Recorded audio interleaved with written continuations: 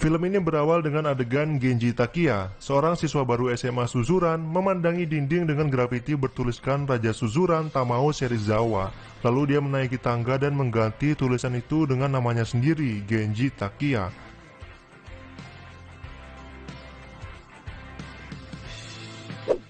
Sekolah ini merupakan SMA khusus berandalan yang berada di kota Towarushi, Jepang. Saking seringnya buat ulah, banyak yang menjuluki murid Suzuran dengan istilah gagak yang terkadang diartikan sebagai pembawa sial.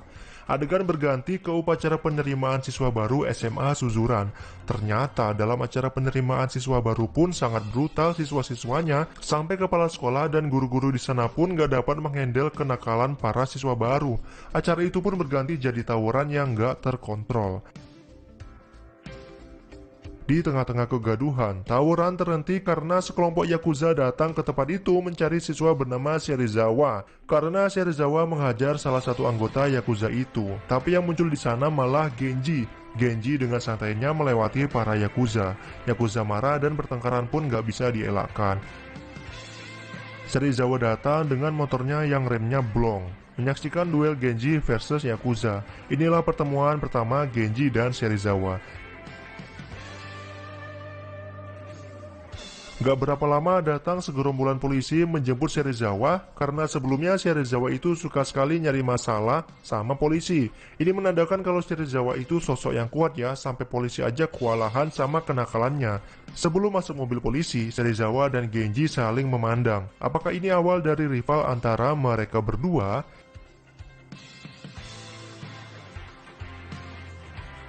Genji datang ke bar. Dia dipertemukan dengan wanita cantik bernama Luka Aizawa. Luka adalah penyanyi di kafe itu. Setiap peran yang mengisahkan seorang laki-laki pasti ada sosok wanitanya di sana. Seperti Genji dan Maria Ozawa ini. Maksudnya Luka Aizawa. Genji pulang ke rumahnya. Ternyata dia ini anak dari seorang bos Yakuza yang ingin membuktikan kalau dia lebih hebat dari ayahnya dan suatu saat bisa menjadi pengganti ayahnya di bisnis Yakuza. Tapi sebelum itu Genji bertekad ingin menjadi raja di sekolahnya Suzuran. Keesokan hari, Serizawa sedang main gaplek bersama anak buahnya. Tiba-tiba datang Genji yang menendang meja gaplek sampai berantakan. Padahal Serizawa lagi dapat kartu yang bagus tuh. Genji mau menantang duel Serizawa. Serizawa yang marah karena permainan gapleknya dirusuhi menghampiri Genji tapi dicegah oleh Tokyo. Tapi kemarahan Serizawa teralihkan oleh dua orang lain bernama Mikami bersaudara yang mau menantang duel Serizawa. Karena momen itu, Tokyo menyuruh Genji untuk nggak menantang Serizawa sekarang. Tokyo menyuruh Genji untuk mengalahkan siswa kelas 2B bernama Rindamen dulu sebelum berduel dengan Serizawa. Karena Serizawa mau meladeni Mikami bersaudara ini. Genji pun menyetujui persyaratan itu. Si Mikami bersaudara yang ngajak duel tadi dengan mudah dibabat habis sama Serizawa. Nyali doang gede, skill nggak ada. Genji mencari info tentang Rindamen ke murid lain. Rindamen ini sosok yang besar guys, sosok paling kuat di sekolah itu. Dan kayaknya Genji belum bisa melawan dia, makanya fokus dia sekarang ya Serizawa aja. Genji lalu didatangi oleh Pak Lek Ken. Kalau kalian ingat, Pak Lek Ken ini salah satu Yakuza yang ada di scene awal tadi. Niatnya Pak Lek Ken ini marah sama Genji karena dia menghajar teman-temannya Yakuzanya. Tapi dengan sekali pukulan dia langsung tumbang di tangan Genji. Tapi Genji sama Pak Lek Ken ini akhirnya berteman. Pak Lek Ken adalah mantan siswa Suzuran. Oleh karena itu, singkat cerita, Genji meminta Ken untuk mengajarinya tips dan trik cara menaklukkan Suzuran. Karena kalau mau menguasai Suzuran, Genji harus mencari anggota terlebih dahulu. Ken pun bersedia mengajarinya. Genji mempraktikkan ilmu dari Ken. Dia mendatangi kelas E dan menantang duel orang terkuat di kelas itu. Orang terkuat di kelas itu bernama Chuta. Genji menang melawan Chuta. Chuta dari kelas E pun menjadi anggotanya. Chuta yang bergabung dengan Genji adalah langkah awal Genji untuk berkuasa di Suzuran. Dia harus mencari anggota lain. Oleh karena itu, Chuta yang berpengalaman menceritakan struktur kekuatan di Suzuran. Di Suzuran ada Hideto Bando yang menjadi ketua dari geng Amoret Front. Dia pindah ke Suzuran sebagai siswa kelas 2. Di kelas 1 ada trio Ebizuka yang sangat kuat. Ada juga Rindamen di kelas 2 yang hanya menjadi pengamat perang di Suzuran, dan sang monster Tamao Serizawa, orang terdekat yang akan menguasai Suzuran, dan Serizawa inilah tujuan akhir dari Genji.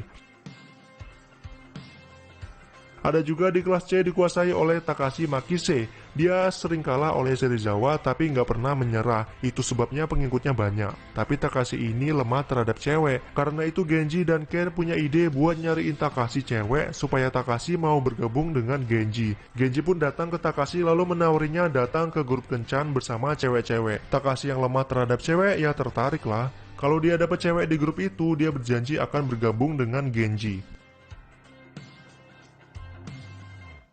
Malam kencan pun tiba. Genji mengajak Luka dan dua orang teman ceweknya untuk datang ke kencan itu. Kalau kalian lupa, Luka adalah cewek yang dia kenal di bar di scene awal film tadi. Takashi melihat gadis-gadis cantik di depannya langsung curot di tempat. Penyakit aneh Takashi adalah langsung curot kalau lihat cewek seksi. Seperti yang dibayangkan, kencan itu sepertinya nggak berhasil karena Takashi yang terlalu aneh kalau menghadapi wanita. Jadi Ken punya rencana cadangan. Ken menyuruh Chuta untuk berpura-pura menjadi pengganggu dan menggoda cewek incaran Takashi. Lalu Takashi berpura-pura menjadi pahlawan yang menyelamatkan. Tapi tanpa diduga, Luka mengambil garpu lalu menusuk Chuta. Padahal Chuta hanya berpura-pura. Karena insiden itu rencana mereka jadi ketahuan. Luka dan teman-temannya pun marah lalu pergi dari tempat itu. Rencana Genji dan kawan-kawan gagal total. Genji malah sampai nangis karena dimarahin sama Luka. Dipukul sampai babak belur biasa aja. Ini dimarahin cewek malah nangis. Ken menawari Takashi untuk datang ke pijat plus-plus. Mendengar itu Takashi cerot lagi di celana. Karena sering cerot dan celananya jadi sempit, mereka pun membeli celana baru yang lebih besar supaya nggak sempit lagi. Tapi momen-momen itu membuat mereka tertawa. Karena hari yang seru di malam itu, Takashi pun bersedia menyerahkan kelas C dibawa ke pemimpinan Genji. Kabar Takashi bergabung dengan Genji sampai ke telinga Serizawa. Tapi Serizawa biasa aja karena kalau ada yang menghalangi, Serizawa hanya tinggal menghajarnya aja. Keesokan harinya, salah satu yang terkuat pemimpin kelas D yaitu Izaki menjebak Genji dengan cara berpura-pura ingin bergabung. Tapi ternyata Genji dijebak. Dia dikepung oleh Izaki beserta anak buahnya. Genji pun dikeroyok oleh banyak orang sampai babak belur tapi nggak menyerah walaupun sudah dijatuhkan berkali-kali. Itu mungkin yang membuat Izaki jadi luluh. Dia melihat tekad yang kuat di hati Genji. Izaki pun akhirnya malah bersedia untuk bergabung dengan Genji. Izaki bersekutu dengan Genji. Genji pun membentuk gengnya sendiri yang diberi nama Genji Perfect Seiya atau disingkat GPS dan punya markasnya sendiri. Kini anggota Genji udah lumayan kuat dengan bergabungnya Chuta, Takashi dan juga Izaki.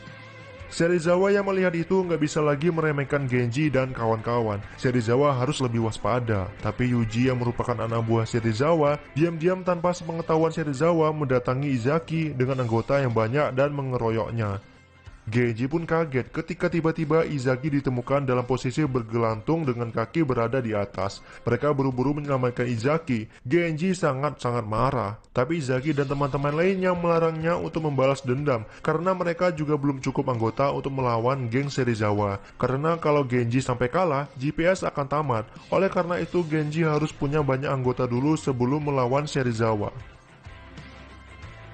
Malam harinya mereka minum di sebuah kafe. Gak berapa lama kemudian Serizawa dan Tokyo kebetulan juga datang ke kafe itu. Melihat itu Genji marah terhadap Tokyo dan menantang Serizawa duel di luar karena dia udah mengajar Izaki. Serizawa bingung dong dengan perkataan Genji karena dia gak merasa menghajar Izaki. Gak berapa lama penyakit Tokyo kumat dan dia pun pingsan. Ternyata Tokyo ini punya penyakit otak dan harus dioperasi. Tapi peluang operasinya berhasil hanya 30% aja. Serizawa yang merupakan sahabatnya ini pun agak sedih-sedih gimana gitu melihat keadaan Tokyo sekarang.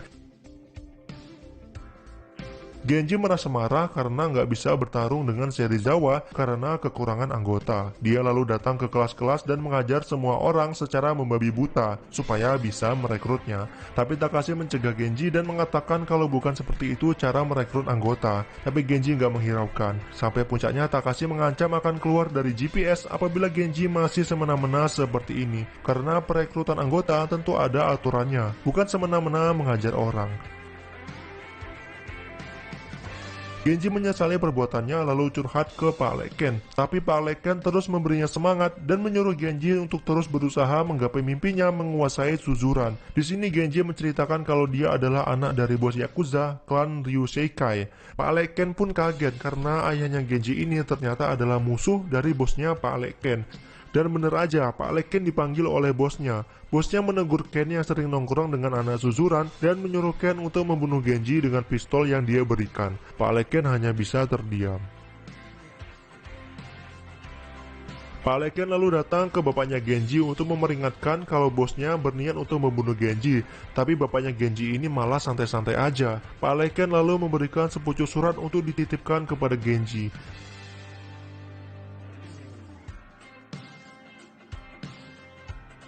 Anak-anak buah Serizawa sedang berkumpul dan membahas GPS yang semakin besar. Mereka lalu merencanakan sesuatu tanpa sepengetahuan Serizawa, yaitu menculik Luka dengan bantuan dari geng Armored Front. Armored Front ini lagi mencari anggota untuk mengalahkan bos gengnya. Oleh karena itu Yuji menawarkan kalau dia bisa menculik Yuka, Yuji bakal ngasih anggota ke Armored Front. Luka pun diculik oleh segerombol pria yang memakai jaket bergambar tengkorak. Luka menelpon Genji dan mengatakan kalau dia diculik oleh orang-orang berseragam tengkorak dan salah satu orangnya menyebut nama Bando.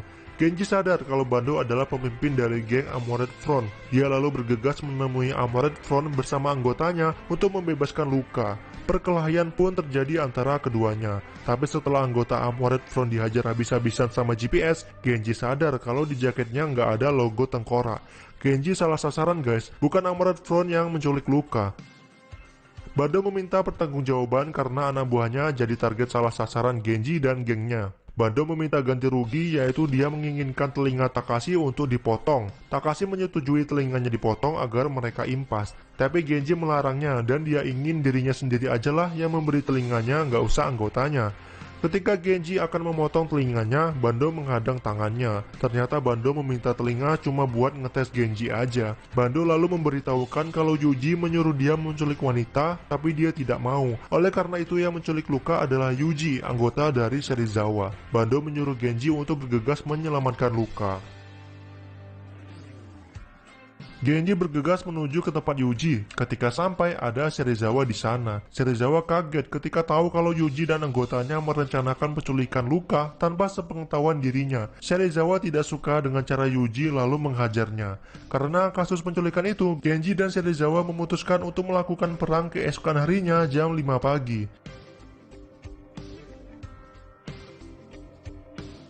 Genji pulang ke rumahnya. Ayahnya memberinya surat yang dititipkan Ken kepada Genji. Ayahnya menjelaskan kalau Ken bersedia mengorbankan nyawanya karena menentang bosnya untuk membunuh Genji. Genji berniat menghampiri Ken tapi dicegah oleh ayahnya. Karena itu adalah pilihan hidup Ken dan Genji harus menghormatinya. Pak Leken datang ke tempat bosnya lalu mengembalikan pistol yang dulu diberikan. Karena Ken gak sanggup mengemban tugasnya untuk membunuh Genji, Ken harus diberikan sanksi. Pergilah mereka ke pinggir danau. Ken akan dieksekusi di danau ini. Bos memberikannya jas untuk Ken pakai. Lalu Ken pun ditembak sampai jatuh ke danau. Tapi pada saat tenggelam, ternyata Ken masih sadar. Dia lalu bergegas untuk berenang kembali ke daratan. Ternyata jas yang diberikan bosnya tadi adalah jas anti peluru. Ken pun menangis dan berteriak berterima kasih kepada bosnya karena masih mau mengampuni kesalahannya. Hari peperangan pun tiba. Diselimuti hujan yang lebat, masing-masing dari mereka mulai berangkat ke lokasi perang yang telah ditentukan. Di hari peperangan, Genji dan Serizawa ini, Tokyo juga harus menghadapi operasi otak. Serizawa dan anggotanya bertekad memenangkan peperangan ini untuk dipersembahkan kepada Tokyo. Di bawah hujan yang lebat ini, mereka bertarung. Walaupun jumlah anggota Genji lebih sedikit, Genji tetap mempunyai tekad yang kuat untuk mengalahkan Serizawa. Tapi nggak berjalan mulus, di tengah jalan kelompok Genji malah kalah. Gak berapa lama kemudian datang geng Armored Front yang dipimpin oleh Bando ikut nimbrung di tawuran itu untuk mengalahkan Serizawa. Karena bantuan itu, sekarang anggota Genji pun berimbang dari segi jumlah. Singkat cerita, pertarungan menyisakan dua orang yang masih bertahan, yaitu Genji dan Serizawa. Mereka pun berduel satu lawan satu. Dari duel yang sengit sampai berdarah-darah, Serizawa tumbang dan Genji yang masih mampu berdiri. Tapi walaupun Serizawa tumbang, dia mendapat kabar dari rumah sakit kalau Tokyo berhasil melewati operasinya dengan selamat. Ini berita yang bagus walaupun Serizawa kalah dalam pertarungan ini.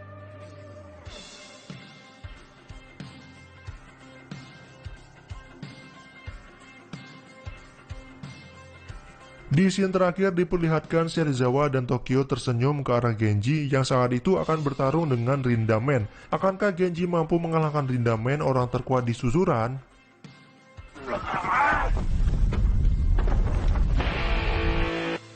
Tamat.